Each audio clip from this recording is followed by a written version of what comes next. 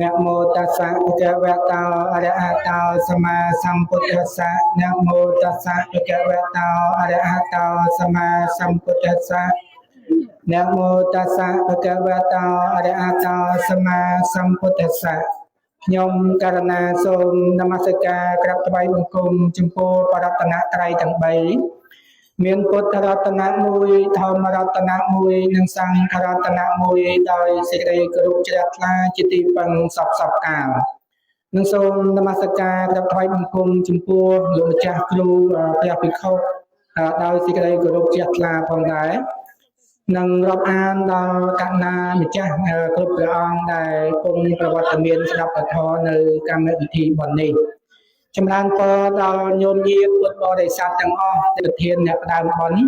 ដែលបានប្រារព្ធធ្វើនៅបុណ្យតក្កិណានុប្បទានគម្រប់ខួប100ថ្ងៃហីណាធម្មានឹងហីណានឹង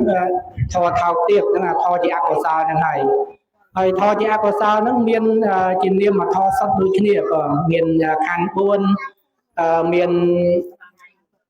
អាយតនៈ2មនីយតនៈនិងធម្មាយតនៈហើយមានធាតុ2មនោវិញ្ញាណធាតុនិងធម្មធាតុអកុសលចិត្ត12និងចេតសិកដែលប្រកបជាមួយ26ជាទុក្ខសច្ចៈឯលោភៈចេតសិកជាសមុទយសច្ចៈហើយចេតសិកដែលប្រកបជាមួយនឹងមានអញ្ញសមានាចេតសិក13និងអកុសលចេតសិក14នឹងអស់ហើយអកុសលាធម្មាញោម